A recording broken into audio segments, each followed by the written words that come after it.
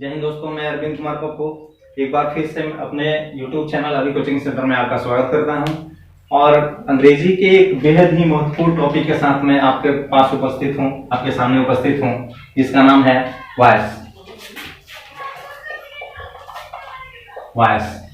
ये वॉइस न कि हाई स्कूल में 11, 12 में 12 का एग्जाम आप लोग देने वाले हैं, न कि 12 में, जबकि कंपटीशन में भी इसका बहुत ही बड़ा महत्व है। और सबसे बड़ी बात कि ये ग्रामर सेक्टर के साथ साथ स्पोकन में भी आपको बहुत मदद करेगी। अगर आप ये सोचते हैं कि वॉइस केवल ग्रामर के लिए है, ग्रामर में ही इसका यूज है, तो आप गलत हैं। ये स्पोकन में भी उतना ही महत्वपूर्ण है, उतना ही महत्व रखता है जितना कि ग्रामर में। तो सबसे पहले हम लोग वॉइस के बारे में आप लोग पढ़ेंगे। तो वॉइस है क्या, सबसे पहले हम लोग देखेंगे कि ये वॉइस है क्या। तो वॉइस हमारे विचारों की अभिव्यक्ति है। हम लोग अपने विचार को, अपनी भावना को कैसे व्यक्त करते हैं, वो होता है वॉइस। जिसको व्यक्त करने के दो माध्यम, जैसा कि आप लोग हो सकता है जानते भी हो कि वॉइस हम लोग दो प्रकार से पढ़ते हैं। पहला एक्टिव और दूसरा पैसिव। एक्टिव और पैसिव। एक बार मैं आप लोग को याद दिला दूं कि अगर आप वॉइस पढ़ रहे हैं तो आपको कमांड होना चाहिए टेंस पे। टेंस पे कमांड आपका होना चाहिए। मतलब ये हुआ कि टेंस में आप सेंटेंस को पहचानते हो कि कौन सा टेंस का है। अगर टेंस का प्रेजेंट है, पास्ट है, फ्यूचर है, तो किस पार्ट का है, उसके किस भेद का वो सेंटेंस है, और उसका स्ट्रक्चर भी आप अच्छी तरह जानते हो, तो आपको वॉइस बनाने में बहुत ही आसानी होगी। आइए एक्टिव के बारे में हम लोग जानते हैं कि एक्टिव क्या है। अगर आप टेंस पढ़े हैं तो आपको जानकर ये खुशी होगी कि जितने टेंस के सेंटेंस हैं, जितने भी सेंटेंस आपने पढ़े हैं 12 तरह के, वो सारे के सारे एक्टिव हैं। वो सारे के सारे आपको याद होगा, जो भी टेंस का आप स्ट्रक्चर पढ़ते हैं तो उसमें पहला शब्द क्या आता है? पहला शब्द आता है सब्जेक्ट। सब्जेक्ट आता है। इंट्रोगेटिव की बात अलग है, इंट्रोगेटिव में तो एक्चुअल मॉडल एक्चुअल वर्ब आता है, चाहे WH वर्ड आते हैं, लेकिन सबसे पहला जो मेन पार्ट है हमारे सेंटेंस का, वो आता है सब्जेक्ट। मतलब सब्जेक्ट की शुरुआत होती है। तो ये एक्टिव है क्या? तो ये एक्टिव रियल में है टेंस है, जिसका स्ट्रक्चर क्या है भाई? तो स्ट्रक्चर होता है subject plus helping verb plus main verb और प्लस कोई ऑब्जेक्ट हो, लास्ट में कोई ऑब्जेक्ट हो। यहां देखिए वर्ब की बात हम लोग करेंगे बस थोड़ी ही देर में।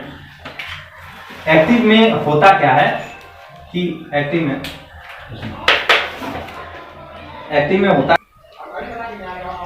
होता क्या है कि आपका जो सब्जेक्ट होता है वो डूअर होता है, वो लिविंग होता है। इसका जो सब्जेक्ट होता है एक्टिव का, वो क्या होगा?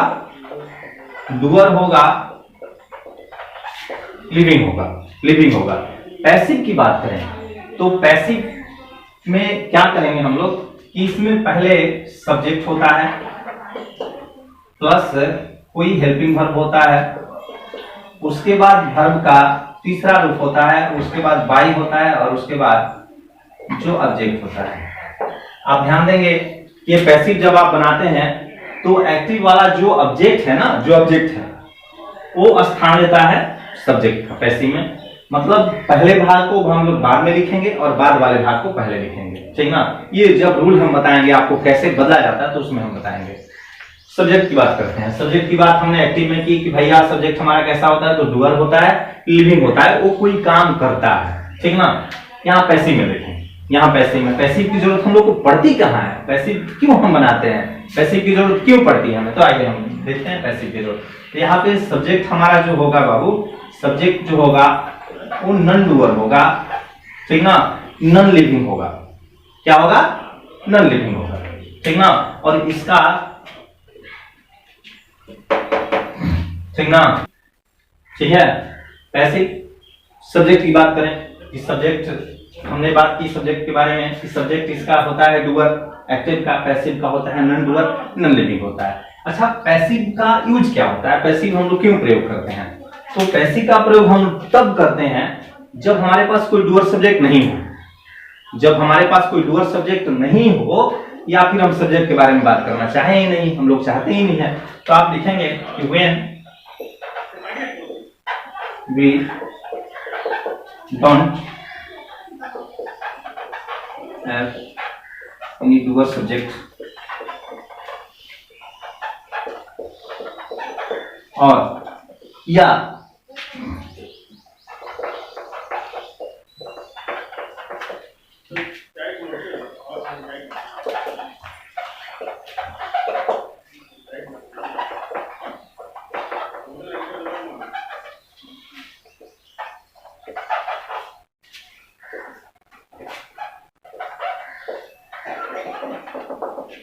जाते हैं, एक बार देखते हैं कि when you don't have we don't have any dual subject, कि हम लोग के पास कोई डुअर सब्जेक्ट नहीं हो, या ठीक ना, या don't want to talk about subject, या सब्जेक्ट के बारे में हम बात करना ही नहीं चाहें, then we use passive voice, तब हम पैसिव वॉइस का प्रयोग करते हैं।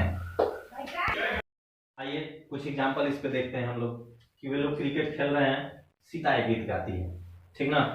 इसमें आप पहचाने की है क्या भाई, कौन कौन से पार्ट्स हैं। यहाँ पे वे लोग क्रिकेट खेल रहे हैं, खेलने का काम कौन कर रहा है, वे लोग कर रहे हैं, तो ये तो हो गया सब्जेक्ट, ये सब्जेक्ट है, ये काम को करने वाले हैं। क्या काम हो रहा है, खेलने का काम हो रहा है, ये हो गया वर्ब, ये हो गई क्रिया, और क्रिकेट हो गया ऑब्जेक्ट। क्या खेल रहे हैं भाई, क्या खेल रहे हैं, तो क्रिकेट खेल रहे हैं, तो क्रिकेट हो गया ऑब्जेक्ट। आगे देखते हैं हम लोग कि सीता एक गीत गाती है, एज वेल सब्जेक्ट ऑब्जेक्ट, और ये यहाँ सब्जेक्ट है हमारे पास, सब्जेक्ट है हमारे पास। तो हमने अभी बात किया कि एक्टिव सेंटेंस क्या होते हैं, एक्टिव क्या होता है, उसमें डूअर सब्जेक्ट होता है, उसमें डूअर सब्जेक्ट, यहाँ तो दोनों में डूअर सब्जेक्ट है भाई, तो इसका मतलब हम लोग एक्टिव में इसको बना सकते हैं। हम लोग बनाए, जरा पहला बनाए हम लोग कि वे लोग क्रिकेट खेल रहे हैं, तो दे आर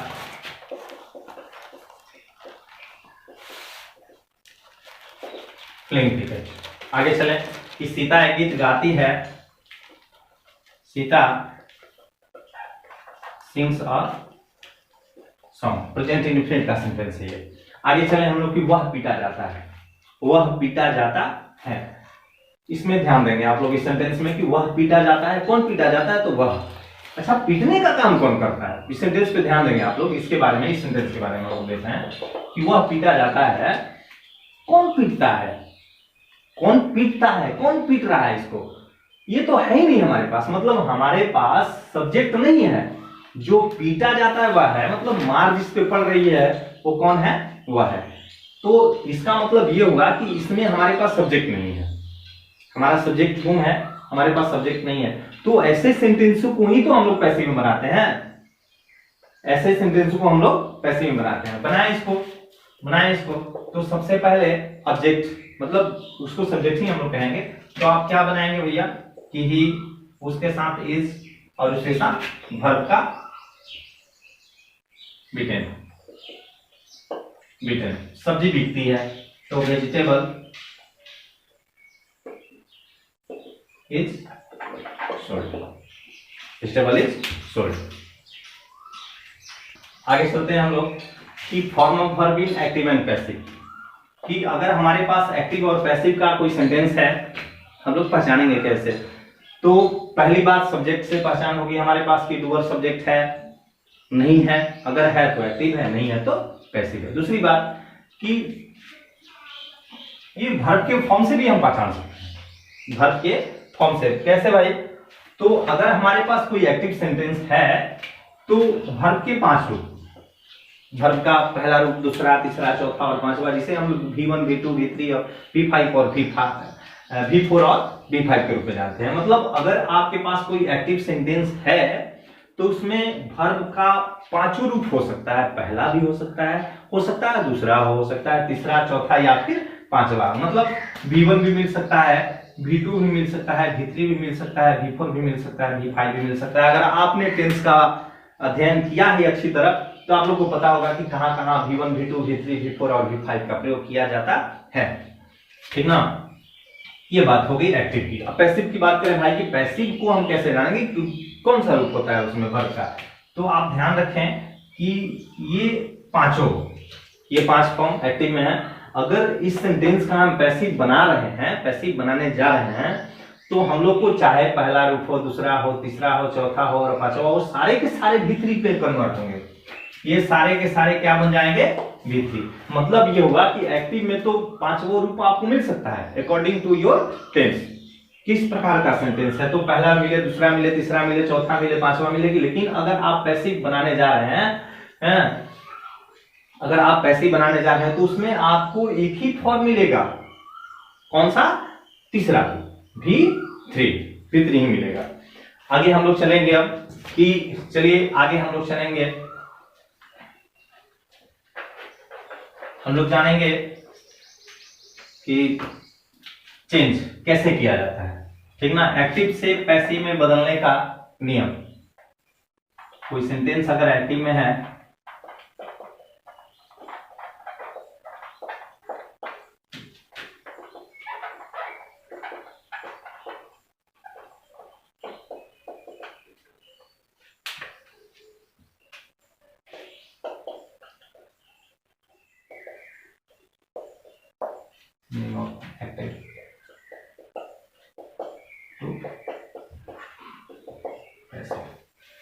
इस सेंटेंस को हम लोग एक्टिव से पैसिव में कैसे बदलते हैं, इसके 2-4 नियम हैं, हम लोग पहले लिख लें, पहले जान लें उसको।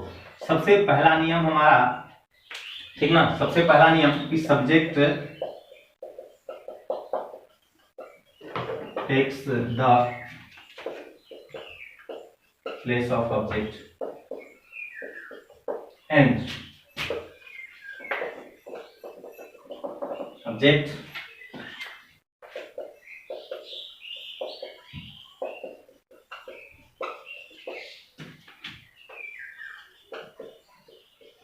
इसका हिंदी भी हम लोग लिखते चलेंगे कि मतलब subject takes the place of object, मतलब सब्जेक्ट जो है ऑब्जेक्ट का स्थान लेगा and object takes the place of subject, और जो ऑब्जेक्ट है वो सब्जेक्ट का।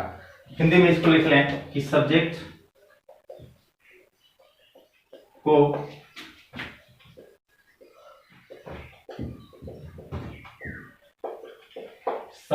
ऑब्जेक्ट के स्थान पर तथा ऑब्जेक्ट को सब्जेक्ट के स्थान पर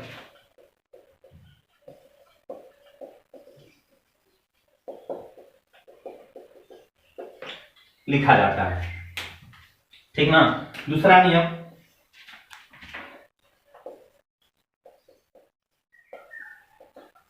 एप्रोप्रिएट, एक्चुअली वर्ब कहें, हेल्पिंग वर्ब कहें, जो भी हो, should be used। एप्रोप्रिएट का मतलब होता है सुटेबल, सुटेबल का मतलब होता है योग्य या उचित, जो भी उचित हो, जो भी सहायक क्रिया वहां पे उचित हो according to tense, according to your subject, ठीक ना। जो आपके सेंटेंस में सब्जेक्ट है उसका टेंस क्या है, उसके अनुसार जो भी सुटेबल एक्चुअली वर्ब हो वहां पे आप प्रयोग करेंगे, ठीक ना। अब इसको लिख लेंगे,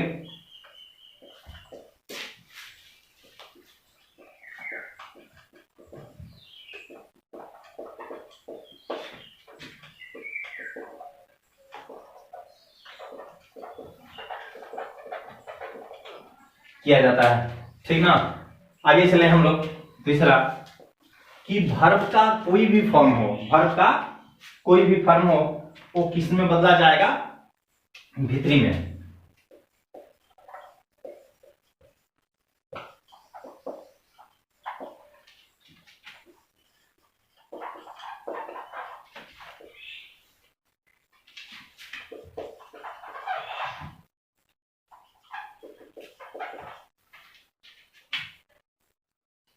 Any form of verb should be changed into V3। V3 मतलब वर्ब का कोई भी फॉर्म हो, पहला हो, दूसरा हो, तीसरा हो, चौथा हो, पांचवा हो, अभी हमने बात किया, उसको किस में बदलेंगे हम लोग? V3 में। अगर हम किसी सेंटेंस का पैसिव बनाने जा रहे हैं तो आप हिंदी में भी इसको लिख लें कि वर्ब के किसी भी फॉर्म को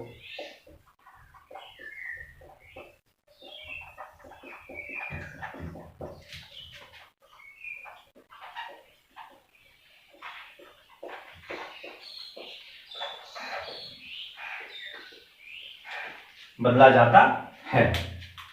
ये नियम हो गया। एक बार फिर से हम लोग देखते हैं कि subject takes the place of object and object takes place of the subject, ठीक ना। मतलब सब्जेक्ट को ऑब्जेक्ट के स्थान पर लिखेंगे और ऑब्जेक्ट को सब्जेक्ट के स्थान पर लिखेंगे। यहां आप ध्यान देंगे कि जब भी कोई सब्जेक्ट ऑब्जेक्ट बनेगा, ऑब्जेक्ट के जगह पे प्रयोग होगा, तो उसका केस भी बदलेगा। मतलब ये हुआ कि यहाँ सब्जेक्ट के रूप में है तब तो सब्जेक्टिव केस में होगा, जाहिर सी बात है। लेकिन जब कभी उसको ऑब्जेक्ट बनाएंगे हम लोग, ऑब्जेक्ट के जगह पे प्रयोग करेंगे पैसिव बनाते समय, तो वो किस केस में होगा?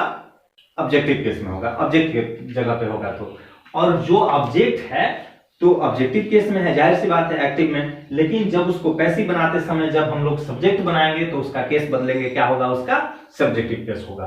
ये पहला नियम। दूसरा नियम है कि अप्रोप्रिएट एक्चुअली वर्ब या फिर helping verb should be used. जब हम लोग सब्जेक्ट या ऑब्जेक्ट, जो भी सब्जेक्ट पहले लिख लिया हमने, उसके बाद जो भी उचित सहायक क्रिया हो, किसके अनुसार भाई? तो टेंस कौन सा है, आपके पास सब्जेक्ट कौन सा है, उसके अनुसार तो उचित सहायक क्रिया का प्रयोग करें। उसके बाद आई वर्ब की बात। तो वर्ब के बारे में हम लोग ऑलरेडी बात कर चुके हैं कि कोई भी फॉर्म हो, ठीक ना, any form of verb, verb का कोई भी रूप हो, should be change into V3। उसको बदला जाता है वर्ब के तीसरे रूप में। वर्ब के किसी भी रूप को वर्ब के तीसरे रूप में बदले। आगे हम लोग चलेंगे। आगे चलिए चौथा नियम। तो चौथा नियम कहता है कि वर्ब का अगर आप तीसरा रूप आपने लिख लिया, ठीक ना, चौथा नियम है ये कि यूज बाय आफ्टर V3 का प्रयोग आपने कर लिया ना, तो अब उसके बाद आप बाई का प्रयोग करें। V3 के बाद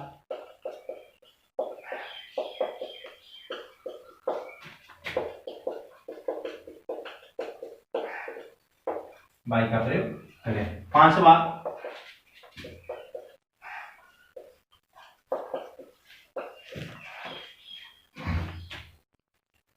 पर्सनल प्रोनाउन। पर्सनल प्रोनाउन को भी बदला जाता है, इज ऑल्सो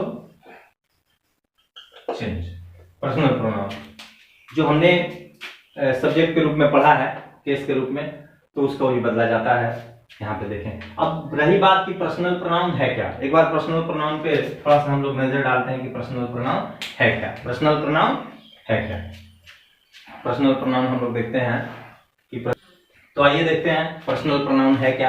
हमने अभी देखा पर्सनल प्रोनाउन भी चेंज किया जाता है अंतिम रूल में। तो पर्सनल प्रोनाउन होता है कि पर्सनल प्रोनाउन जो शॉर्ट वर्ड, पर्सनल प्रोनाउन एक छोटा शब्द है, ठीक ना, कि यूज एज ए सब्स्टिट्यूट, ठीक ना, for the proper name of a person. किसी व्यक्ति के नाम के लिए जिस शब्द का हम लोग प्रयोग करते हैं, जैसे हम लोग अभी पढ़ेंगे चेंज ऑफ पर्सन में कि आई है, मी है, वी है, अस है, जो भी हो।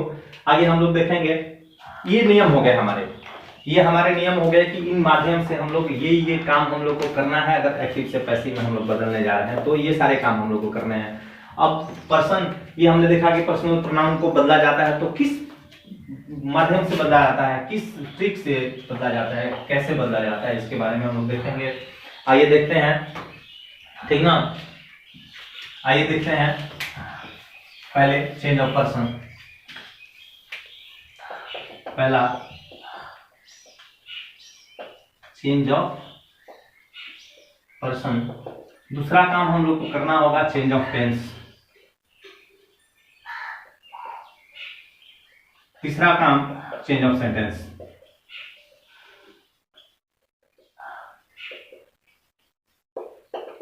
ये 3 काम हम लोग को करना होगा। तो नियम हो गया और ये 3 चीज हम लोग को करना होगा। सबसे पहले पर्सन कैसे चेंज किया जाता है, टेंस कैसे किया जाता है चेंज, और उसके बाद सेंटेंस की। तो सबसे पहले हम लोग जानेंगे ये 2 चीजें, हम लोग आगे चल के देखेंगे। पहला काम चेंज ऑफ पर्सन, कि पर्सन को कैसे बदला जाता है। आइए देखें, उसके लिए केस जानना जरूरी है यहाँ पे। तो नॉमिनेटिव केस, इसको सब्जेक्टिव केस भी कहा जाता है। इसको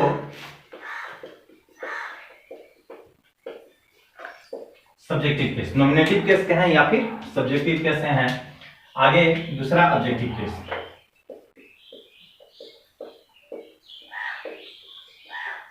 एडजेक्टिव केस।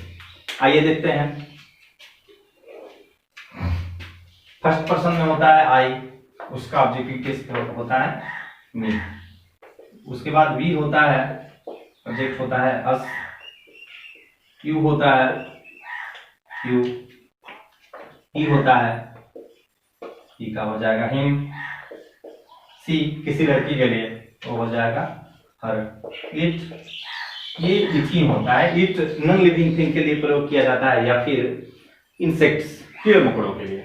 या फिर कोई नाम होगा तो नाम में कोई बदलाव नहीं होता है, वो नाम नाम ही रह जाएगा। राम रहेगा राम रहेगा, सीता रहेगी सीता रहेगी। आइए देखते हैं एक बार फिर नॉमिनेटिव केस, मतलब सब्जेक्टिव केस और ऑब्जेक्टिव केस। एक बार इस पे नजर डालते हैं कि सब्जेक्टिव केस क्या होता है, ऑब्जेक्टिव केस क्या होता है। तो देखिए बाबू, कोई भी काम करने वाला, कोई भी नाउन जो होता है, कोई भी नाउन, ये नाउन के बदले प्रयोग किए जाने वाले शब्द हैं। ये सारे के सारे प्रोनाउन हैं, ये सारे के सारे प्रोनाउन है। तो कोई भी नाउन जो होता है एज ए सब्जेक्ट अगर प्रयोग किया गया तो वो सब्जेक्टिव केस में होगा। एज ए ऑब्जेक्ट अगर प्रयोग किया गया तो वो ऑब्जेक्टिव केस में होगा। आइए इस पर नजर डालते हैं। आई सब्जेक्ट के रूप में होगा तो आई, ऑब्जेक्ट के रूप में होगा तो मी होगा।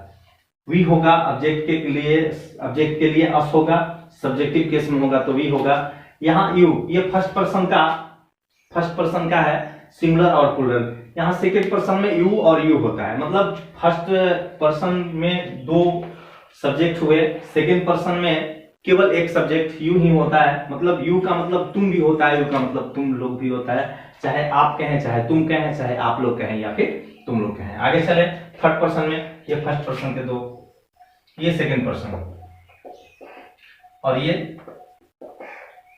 थर्ड पर्सन के सब्जेक्ट्स हैं। तो ही के लिए हिम का प्रयोग होगा, सी के लिए हर का प्रयोग होगा, इट के लिए इट का ही, और नाम जो होगा नाम ही रहेगा। आइए इस पे कुछ एग्जाम्पल हम लोग देखते हैं कि इसका प्रयोग किस प्रकार किया जाता है। इसका प्रयोग करते हैं हम लोग। आइए कुछ एग्जाम्पल है चेंज ऑफ पर्सन में, हम लोग कुछ एग्जाम्पल देखते हैं। यहाँ पे इसको कर्नल में हमने लिख दिया है। सब्जेक्टिव केस और ऑब्जेक्टिव केस किस प्रकार प्रयोग होगा, किस प्रकार बदलेंगे, उसके लिए कुछ एग्जाम्पल। कि आई ईट a mango, I eat a mango, मैं एक आम खाता हूँ। इसमें सबसे पहले तो सब्जेक्ट, ऑब्जेक्ट और वर्ब की पहचान आप करेंगे कि सब्जेक्ट क्या है भाई, तो आई, मैं आम खाता हूँ। आम खाने का काम कौन करता है, मैं करता हूँ, इसका मतलब मैं सब्जेक्ट हूँ। काम क्या हो रहा है, तो खाने का मतलब भर हुआ, और क्या खाता हूँ मैं, तो आम, ए मैंगो, मतलब ये हो गया ऑब्जेक्ट। इसको हम बदले, इसको नंबरिंग हम कर देते हैं ताकि आसानी होगी आपको समझने में। ये पहला, दूसरा, तीसरा और ये चौथा। तो पहला नंबर हम लोग बना रहे हैं। ध्यान रखें आपके पास नियम, I have taught you already about this rule, कि मैंने आपको पहले ही इस रूल के बारे में बताया है कि subject takes the place of object and object takes the place of the subject. मतलब आप सबसे पहले ऑब्जेक्ट को लिखेंगे एज ए सब्जेक्ट। अगर आप पैसिव बनाते हैं तो इसको पैसिव में हम लोग बनाते हैं बाबू, ठीक ना। पहला नियम हम लोग पढ़े थे कि सबसे पहले आप क्या लिखेंगे, ऑब्जेक्ट को, मतलब सब्जेक्ट को ऑब्जेक्ट की जगह, ऑब्जेक्ट को सब्जेक्ट की जगह, है ना। पैसिव है ना, पैसिव में कर्म की प्रधानता होती है, ऑब्जेक्ट की प्रधानता होती है, पहले ऑब्जेक्ट आएगा। एक्टिव में सब्जेक्ट की प्रधानता होती है, पहले सब्जेक्ट आया हुआ है। यहाँ ऑब्जेक्ट हम पहले लिखेंगे कि अ मैंगो, चूंकि सिंगुलर है इसके साथ इज का प्रयोग होगा। ये हम चेंज ऑफ टेंस में आप लोग को अच्छी तरह बता पाएंगे कि कौन सा सहायक क्रिया कहाँ प्रयोग होता है। तो इस पे आप लोग थोड़ा सा ध्यान देंगे कि मैंगो इज। अब देखिए इसमें वर्ब का कौन सा रूप है, तो मूल रूप है, मतलब पहला रूप है वर्ब का। तो एक्टिव बनाते समय, एक्टिव से पैसिव वाले रूल में हम लोग ने पढ़ा था कि वर्ब का कोई भी रूप फॉर्म हो, एक्टिव में वर्ब का कोई भी फॉर्म हो। जब हम पैसिव बनाने जा रहे हैं तो पैसिव में वर्ब का कौन सा रूप लिखेंगे, वर्ब का तीसरा रूप लिखेंगे। मतलब ए मैंगो इज, ईट है ना भाई, तो क्या होगा ईटेन, V3। और उसके बाद V3 के बाद बाई का प्रयोग करें। After V3 you should have to use क्या, बाई का प्रयोग करें, ठीक ना। या to use by, mango is eaten by, और फिर आई। यहाँ पे आप लोग ध्यान देंगे कि किस प्रकार इसको बदलते हैं हम लोग। देखिए आई है, यहाँ पे आई हम लिखते हैं, ये सही होगा नहीं, ये गलत होगा। ये क्या होगा, गलत होगा। क्यों, क्योंकि a mango is eaten by I, यहाँ पे आई सब्जेक्ट के रूप में है तो सब्जेक्टिव केस में है, लेकिन यहाँ पे जब आएगा तो ये ऑब्जेक्ट के रूप में होगा तो फिर वो ऑब्जेक्टिव केस में होगा, ना कि सब्जेक्टिव केस में। मतलब आई का सब्जेक्टिव केस ऑब्जेक्टिव केस क्या होगा बाबू? मी होगा। मतलब आई की जगह पे आपको क्या लिखना होगा? मी लिखना होगा, ठीक ना। मी बहुत आसान है, बहुत आसान है। अगर आप ध्यान से देखें, वीडियो को अंत तक देखें, आप निश्चित रूप से वॉइस को अपनी मुट्ठी में कर लेंगे, अपने कब्जे में कर लेंगे, कुछ मुश्किल नहीं है। A mango is eaten by me, बस इतना याद रखना है कि सब्जेक्ट के रूप में होगा तो सब्जेक्टिव केस में होगा, ऑब्जेक्ट के रूप में होगा तो बाबू ऑब्जेक्टिव केस में होगा। जैसे यहाँ पे हमने आई को किया, आई सब्जेक्टिव केस में हो तो आई होगा, लेकिन जहां मैंने ऑब्जेक्ट के रूप में यहाँ पे लिखा पैसिव बनाते समय तो ये क्या हो गया? मी हो गया। क्यों? क्योंकि आई का ऑब्जेक्टिव केस है मी। दूसरा बनाते हैं कि सी सिंग्स ए सॉन्ग, वह एक गीत गाती है। सी सिंग्स ए सॉन्ग। दूसरा बनाते हैं कि सी सिंग्स ए सॉन्ग। यहां देखिए बाबू, जैसा कि ऑलरेडी आप जानते हैं, ये सब्जेक्ट हो गया, ये वर्ब हो गया और ये ऑब्जेक्ट हो गया। तो ऑब्जेक्ट को पहले लिखेंगे, ऑब्जेक्ट को पहले लिखेंगे कि अ सॉन्ग, अ सॉन्ग एक गीत। उसके बाद इज, ये सिंग है, वर्ब का कौन सा रूप है? एसीएस यूज है। वर्ब का कौन सा रूप है? पांचवा रूप है। तो उससे हमको मतलब है नहीं, पहला हो, दूसरा हो, तीसरा हो, चौथा हो, पांचवा हो, आप किस में लिखेंगे? उसमें उसको किस में लिखेंगे? वर्ब के तीसरे रूप में लिखेंगे, वर्ब के तीसरे रूप में लिखेंगे। तो ए सॉन्ग इज संग, ए सॉन्ग इज संग बाई, बाई यहां देखें, बाई के बाद सी है। आप यहां कॉलम में जाएं, सी आपको दिख रहा है कहीं? सी, उसका ऑब्जेक्टिव केस क्या है भाई? तो हर है। मतलब ये होगा कि सी का प्रयोग एज ए ऑब्जेक्ट हम यहाँ पे कर रहे हैं तो ऑब्जेक्टिव केस को लिखेंगे। क्या लिखेंगे यहाँ पे हम लोग? हर लिखेंगे कि a song is sung by हर। ध्यान देंगे आप लोग, ठीक ना। दे आर प्लेइंग क्रिकेट, तीसरे की बात करें, तीसरे सेंटेंस की कि दे आर प्लेइंग क्रिकेट। यहाँ सब्जेक्ट क्या है, ऑब्जेक्ट क्या है, वर्ब क्या, अच्छी तरह जानते हैं। दे हो गया सब्जेक्ट, काम करने वाले हैं। क्रिकेट कौन खेल रहा है? वे लोग खेल रहे हैं। तो दे, काम क्या हो रहा है भाई साहब? तो खेलने का। और क्या खेला जा रहा है? तो क्रिकेट खेला जा रहा है। मतलब ऑब्जेक्ट हुआ क्रिकेट, तो आप object takes the place of subject. मतलब ऑब्जेक्ट को, क्रिकेट को आप क्या कहेंगे भाई साहब? आप सबसे पहले आए, पैसिव है, आपकी प्रधानता है, आप सबसे पहले आए, तो आप सबसे पहले लिखेंगे क्रिकेट, क्रिकेट। यहाँ टेंस है प्रेजेंट कंटिन्यूअस। जब चेंज ऑफ टेंस हम बताएंगे तब उसमें आपको विस्तृत जानकारी दी जाएगी कि कैसे किस शब्द का प्रयोग किया जाता है। यहाँ हम दे रहे हैं कि क्रिकेट इज, टेंस में ये कंटिन्यूअस में हम लोग बिंग का प्रयोग करते हैं, चाहे कोई भी कंटिन्यूअस हो, प्रेजेंट का कंटिन्यूअस हो, पास्ट का हो, फ्यूचर का कंटिन्यूअस हो, ठीक ना। सहायक क्रिया जो भी देते हैं हम लोग हेल्पिंग वर्ब, उसके बाद बिंग का प्रयोग हम लोग करते हैं कि cricket is being, being, being. आइए अब वर्ब का फॉर्म देखिए, वर्ब का चौथा रूप। क्या मतलब है भाई? चौथा रूप है तो क्या होगा? हम लोग कौन सा रूप? पैसिव में हम लोग जाएंगे तो कौन सा रूप प्रयोग करेंगे? वर्ब का तीसरा रूप। तो cricket is being played, cricket is being played. और उसके बाद दे है, हमारा सब्जेक्ट क्या है भाई साहब? दे है। तो दे, चलिए यहाँ पे, यहाँ देखिए, ओ सॉरी यहाँ पे एक दे छूट गया है, आप लोग थोड़ा इसको देखेंगे। दे और ये देम हो जाएगा, दे का देम हो जाएगा, ठीक ना। तो क्रिकेट इज बीइंग प्लेड, ये थर्ड पर्सन का प्लूरल होता है, प्लूरल सब्जेक्ट दे, उसका ऑब्जेक्टिव केस होता है देम। यहां देखिए दे है, आप बाई लिखेंगे। हमने नियम में पढ़ा है कि उसके बाद बाई लिखेंगे और बाई के बाद क्या होगा? बाई के बाद क्या होगा? कहा था कि V3 है और V3 के बाद बाई का प्रयोग किया जाता है।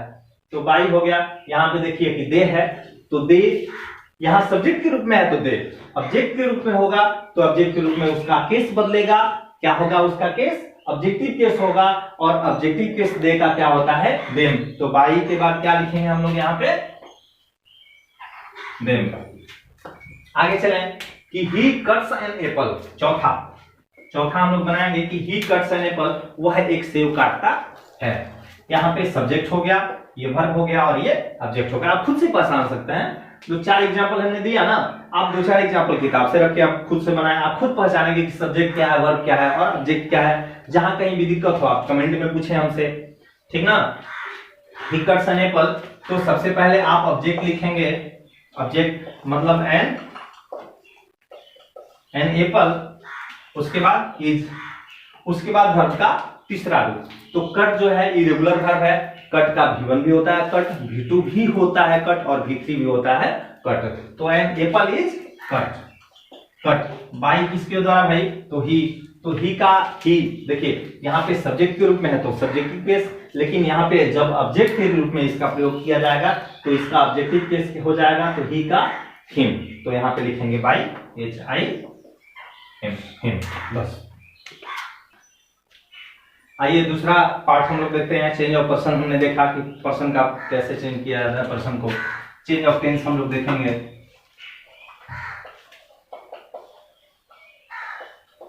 टेंस कैसे चेंज किया जाता है। सबसे पहले प्रेजेंट के बारे में हम लोग देखेंगे कि प्रेजेंट टेंस कैसे चेंज किया जाता है। एक बार हम डाटा बना के आपको समझा दे रहे हैं, उसके बाद बारी बारी से सबके स्ट्रक्चर को लेके हम लोग बारी बारी से जानेंगे अच्छी तरह। तो देखिए, एक्टिव का और पैसिव का अलग अलग हमने डाटा बना लिया।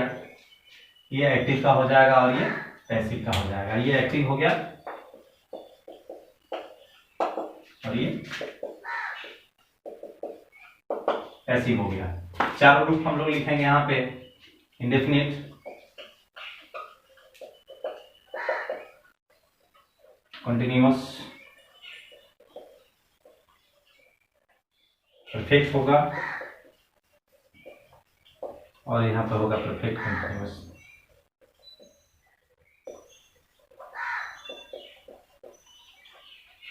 परफेक्ट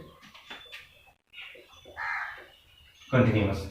प्रेजेंट का है इसलिए हमने प्रेजेंट हर बार नहीं लिखा है। ये हो गया प्रेजेंट का इंडेफिनिट, मतलब present indefinite, present continuous, present perfect और प्रेजेंट परफेक्ट कंटिन्यूअस। एक्टिव क्या है भाई? एक्टिव हम लोगों ने पढ़ा अभी कि एक्टिव टेंस ही है। इसका स्ट्रक्चर आपको पता है। सबसे पहले हम लोग इंडेफिनिट का देखेंगे, डाटा पहले क्लियर कर लें।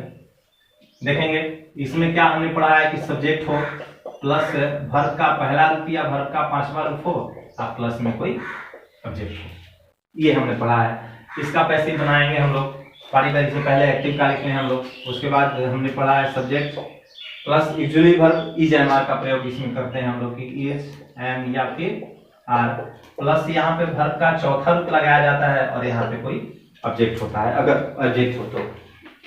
आगे चले हम लोग परफेक्ट में कि सब्जेक्ट प्लस हैज या हैव, हैज या हैव, और हैज हैव के साथ जैसा कि आप जानते हैं कि वर्ब के तीसरे रूप का प्रयोग किया जाता है। ये परफेक्ट कंटीन्यूअस है। सब्जेक्ट होगा, हैज हैव होंगे, हैज या हैव, उसके बाद बीन का प्रयोग होता है और इसके बाद वर्ब का चौथा रूप, उसके बाद कोई ऑब्जेक्ट होता है या फिर फॉर सिंस करके टाइम भी इसमें जुड़ा होता है, टाइम भी ऐड होता है।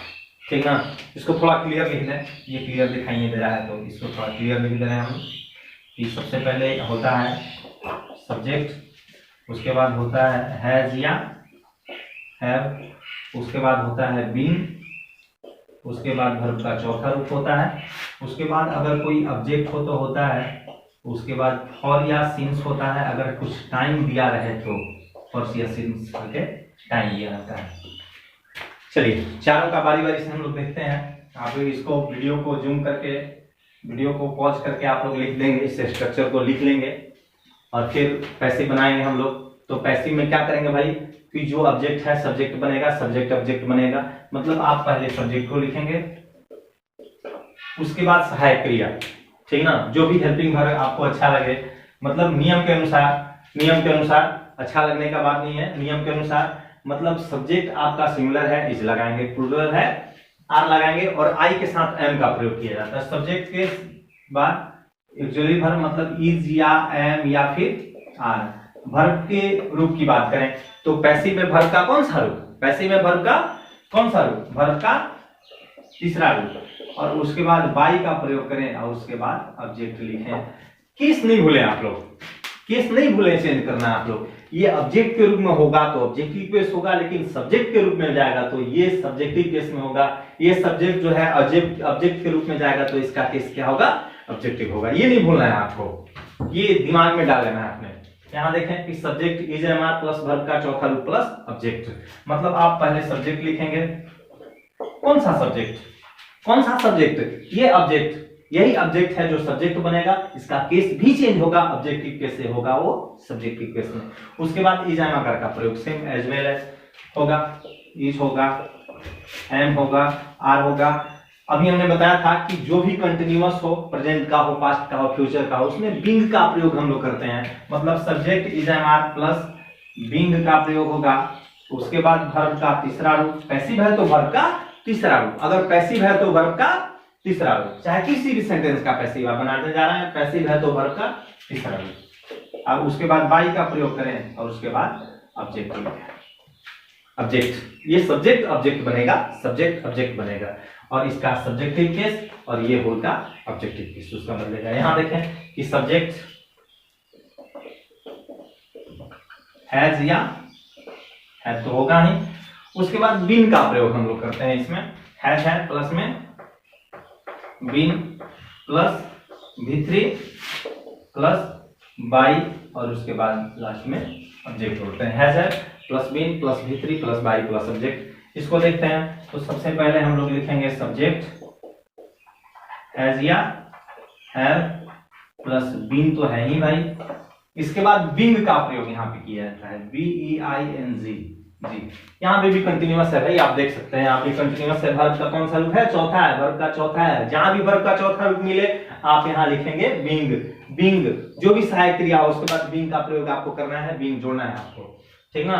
तो बिंग हो गया, उसके बाद वर्ब का तीसरा रूप, वर्ब का तीसरा रूप, उसके बाद बाई का प्रयोग करेंगे और उसके बाद ऑब्जेक्ट का प्रयोग करेंगे। टाइम हो, टाइम दिया हो तो उसको परसेंट करके टाइम आप कर देंगे, टाइम कर देंगे। ये आप पॉज करके या आप रूल लिख लेंगे एक बार और फिर बारी बारी से हम लोग को इसके बारे में बात करेंगे। तो आइए बारी बारी से हम लोग देखते हैं प्रेजेंट इंडेफिनिट टेंस। एक बार डाटा मैंने दिया है आपको तो आप उसको नोट कर लेंगे और फिर बारी बारी से सबको देखेंगे। एक्टिव का क्या होता है, सब्जेक्ट V1 प्लस या V5 प्लस में ऑब्जेक्ट। इसका पैसिव जब बनाएंगे तो सब्जेक्ट होगा, ऑब्जेक्ट वाला सब्जेक्ट होगा सब्जेक्टिव केस में। उसके बाद इज एम आर का प्रयोग करेंगे जो भी उचित होगा और फिर उसके बाद वर्ब का तीसरा रूप देंगे, उसके बाद बाई का प्रयोग, उसके बाद ऑब्जेक्ट होगा। आइए कुछ सेंटेंस आपके सामने हैं, आपके सामने कुछ सेंटेंस है, उसको हम लोग देखते हैं कि हिज ब्रदर बिट्स में, हिज ब्रदर बिट्स में I buy a new pen, she teases में, यहाँ पे सी टीजेज में हो जाएगा, टीजेज में, और दे राइट ए लेटर। इन सब का पैसिव हम बनाते हैं, सारे के सारे एक्टिव हैं, सारे के सारे एक्टिव हैं और सारे प्रेजेंट इंडेफिनिट टेंस के हैं। तो जैसा कि आप लोग को रूल पता है, अभी रूल आपके सामने है कि सबसे पहले सब्जेक्ट लिखेंगे। पहला नियम हमने पढ़ा था कि सब्जेक्ट जो है ऑब्जेक्ट के स्थान पे जाएगा, ऑब्जेक्ट आएगा सब्जेक्ट के स्थान पे।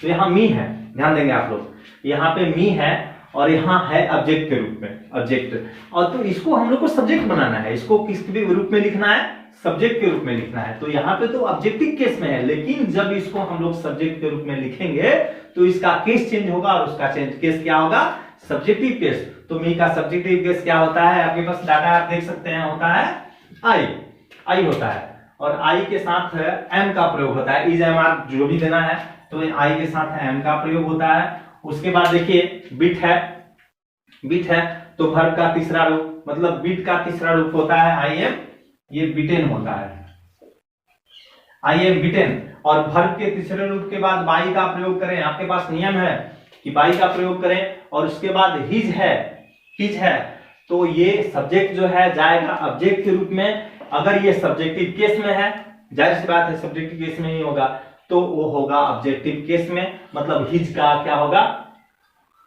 His brother. नहीं यहाँ पे तो हिज ब्रदर है ना, तो हिज ब्रदर को सीधा सीधा लिख देंगे, हिज ब्रदर नहीं होगा, हिज ब्रदर, हिज ब्रदर, तो हिज ब्रदर नहीं होगा, I am bitten by his brother. ये पोसेसिव केस में है, ये पोसेसिव केस, ये चेंज नहीं होता है, ये वही हो जाएगा, तो हिज ब्रदर।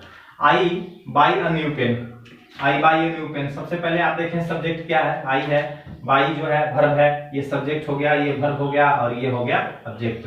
पहले ऑब्जेक्ट को लिखना है, क्या लिखेंगे भैया आप, ए न्यू पेन, आप लिखेंगे अ न्यू पेन। क्या है ये? सिंगुलर है, प्लूरल है? नहीं, ये सिंगुलर है। एक नया टर्म तो सिंगुलर है, तो सिंगुलर के साथ इज का प्रयोग होगा कि ये new pen is by.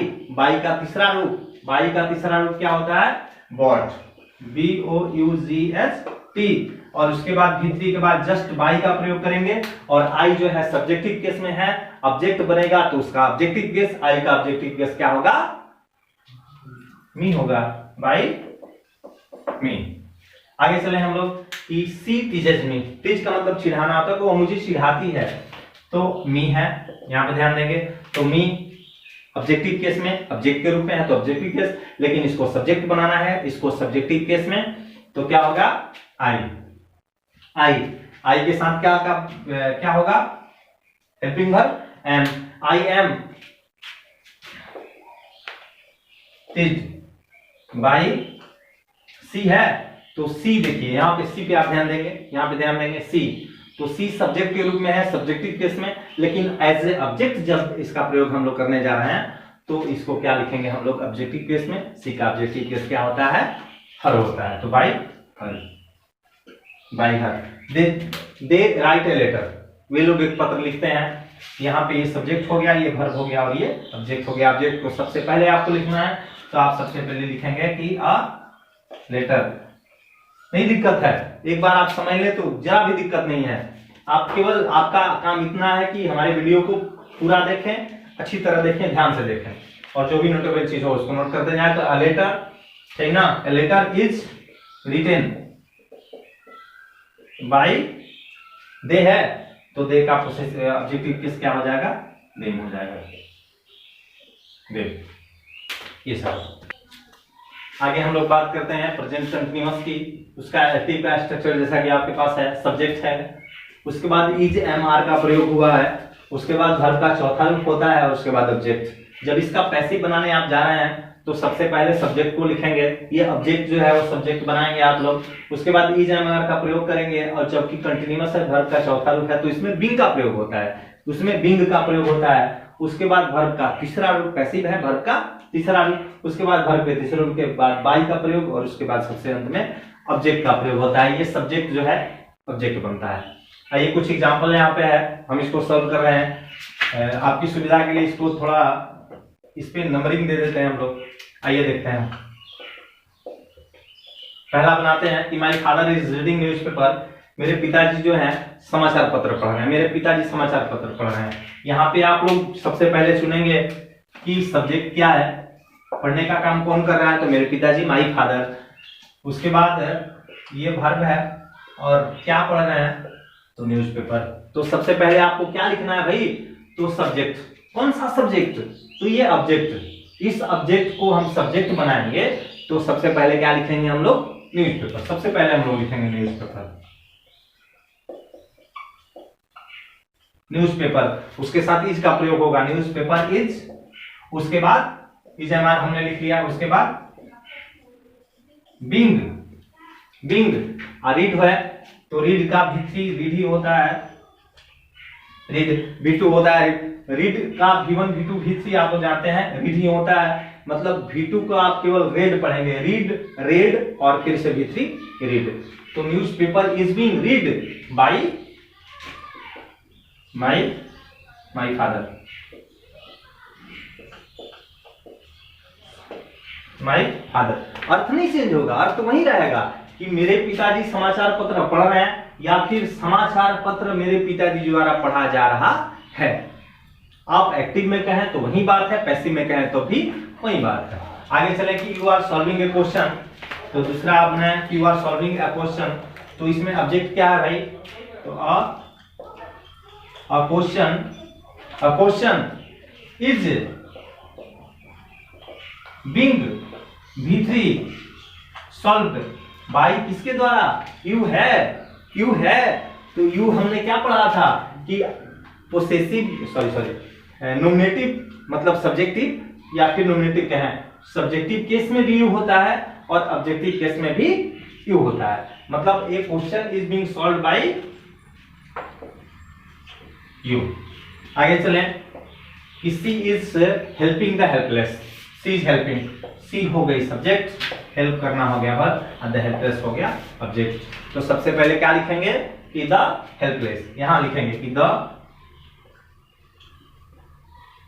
Helpless is being helped. V3 verb का चौथा रूप है, क्या फर्क पड़ता है, जब पैसिव बना रहे हैं तो हम लोग को तीसरा ही लिखना है, तो is being helped. Helped by किसके द्वारा, सी है, तो सी का ऑब्जेक्टिव केस क्या होगा, बाई हर।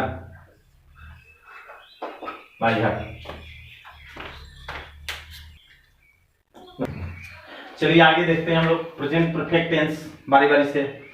प्रेजेंट इंडेफिनिट हमने देखा, कंटीन्यूअस हमने देखा, अब हम लोग चलते हैं परफेक्ट की तरफ। एक्टिव स्ट्रक्चर आपको पता है, सब्जेक्ट होगा, हैज हैव होगा।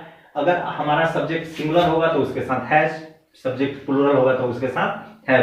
हैज हैव के बाद वर्ब का तीसरा रूप लगेगा और यहाँ पे ऑब्जेक्ट। अब इसका पैसिव जब बनाते हैं तो इस ऑब्जेक्ट को आप सब्जेक्ट बनाएंगे, केस भी चेंज करेंगे, ऑब्जेक्टिव केस में यहाँ होगा, यहाँ करेंगे सब्जेक्टिव केस में। उसके बाद हैज हैव का प्रयोग तो होगा ही according to your subject, singular के साथ हैज, प्लूरल के साथ हैव। उसके बाद बीन का प्रयोग भी करना होगा आपको, बीन का प्रयोग करेंगे, उसके बाद वर्ब का कौन सा रूप देंगे, तीसरा।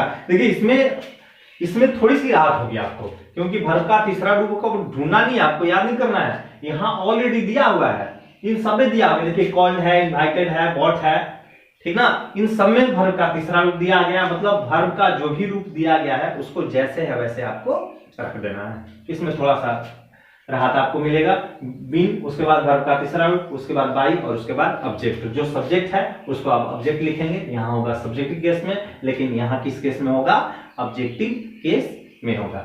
आइए देखते हैं कुछ एग्जांपल हमने देखे हैं। लिखा है कि ही हैज कॉल्ड यू, आप इसको बनाएंगे जरा, यही बना लेते हैं, जगह है तो ही हैज कॉल्ड यू, मतलब यू जो है यहाँ किसके रूप में है भैया, ऑब्जेक्टिव केस में, यहाँ ऑब्जेक्ट के रूप में है। ऑब्जेक्ट के रूप में इसको सब्जेक्ट बनाएंगे तो इसका तो सब्जेक्टिव केस क्या कहें, ऑब्जेक्टिव केस क्या करें, हर हाल में यू ही होता है, तो यू होगा यहाँ पे। उसके बाद यू के साथ हैज का प्रयोग या हैव का प्रयोग, यू के साथ हैव का प्रयोग, तो यू हैव। और उसके बाद हैज या हैव का प्रयोग जब आपने कर लिया तो उसके बाद क्या लिखेंगे आप लोग, बीन लिखेंगे कि बीन, यू हैव बीन। उसके बाद वर्ब का तीसरा रूप ऑलरेडी जैसे है वैसे उठा के आपको ले जाके वहां पे रख देना है कि you have been called by, by लिखेंगे आप, बाई, और उसके बाद लिखेंगे ही, तो ही है सब्जेक्टिव केस में, इसको लिखेंगे ऑब्जेक्टिव केस में, तो ही का क्या हो जाएगा, हिम, बाई हिम, HI। ये पहला बना। दूसरे की बात हम लोग करेंगे, दूसरा यहाँ पे हम लोग बना रहे हैं, दूसरा बनाएंगे कि दे हैव इनवाइटेड अस। अस यहाँ पे जो है अस, ये ऑब्जेक्टिव केस में है, जब ये सब्जेक्टिव केस में आएगा तो ये क्या हो जाएगा, वी हो जाएगा, वी हो जाएगा, तो वी के साथ भी हैव। उसके बाद बीन का प्रयोग करेंगे, कहां से ला रहे हैं हम लोग भाई, ये स्ट्रक्चर फॉलो कर रहे हैं हम लोग, इसी रास्ते को पकड़ के आपको चलना है, इधर उधर नहीं जाना है, यही रास्ता आप पकड़ेंगे। मतलब सब्जेक्ट लिखे हैं हमने तो अस है, सब्जेक्टिव केस वी, उसके बाद हैज या हैव, तो वी के साथ हैव का प्रयोग होता है। उसके बाद हमने लिखा बीन, उसके बाद वर्ब का तीसरा रूप क्या है, इनवाइटेड, इनवाइटेड को लिखते हैं यहाँ पे, आप लिखेंगे इनवाइटेड, इनवाइटेड। उसके बाद बाई, बाई तो लिखेंगे ही आप, क्योंकि वर्ब के तीसरे रूप के बाद बाई का प्रयोग करना हम लोग बेसिक रूल में पढ़े हैं, हमने तो दे है, दे के बाद क्या होगा, दे,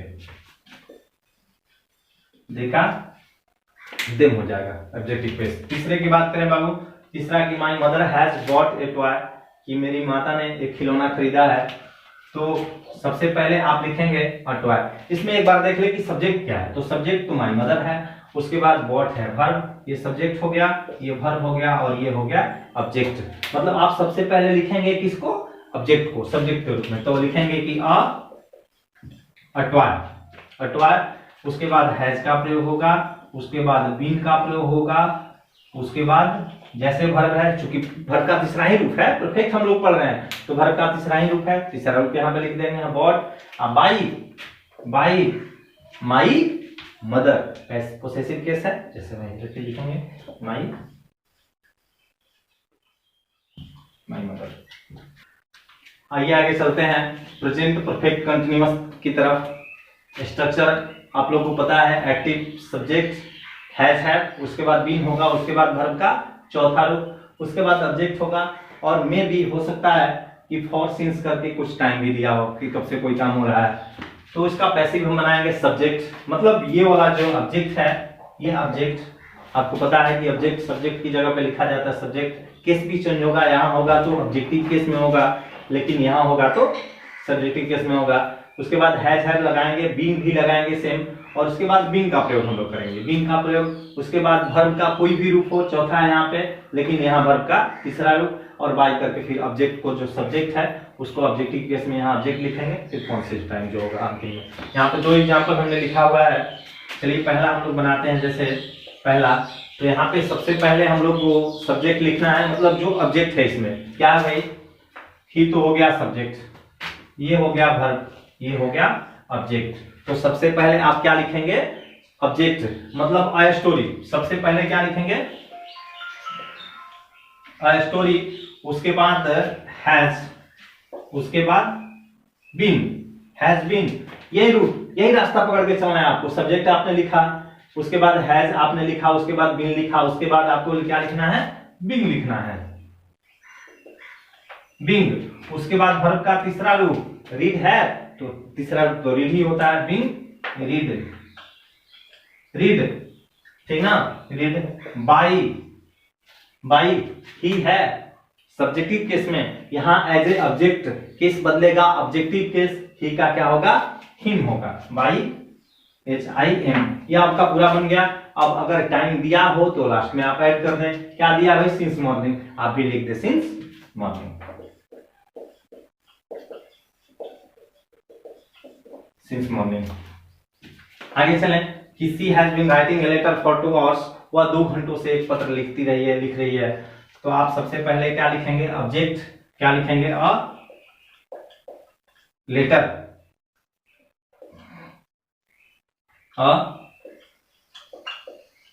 a letter has been being, तीसरा रूप रेटिंग का रिटेन,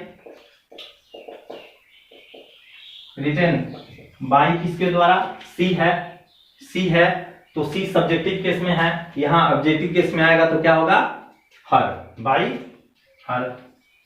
टाइम है तो टाइम लिख दें आप, क्या टाइम है भाई, तो फॉर 2 आवर्स, आप सबसे लास्ट में लिख दें फॉर 2 आवर्स। यहां पे आप लोग ध्यान देंगे, टाइम से आप नहीं मार्क खाएंगे, टाइम दिया हो आप सबसे लास्ट में रोल लेते। यहाँ हम लोग प्रेजेंट टेंस तक पूरा कर चुके हैं। अगले वीडियो में हम लोग आगे आपको पढ़ाएंगे, आगे हम लोग पढ़ेंगे। तब तक के लिए धन्यवाद। आप लोग वीडियो को सब्सक्राइब करेंगे, वीडियो को लाइक करेंगे, हमारे चैनल को सब्सक्राइब करेंगे और आगे शेयर करेंगे।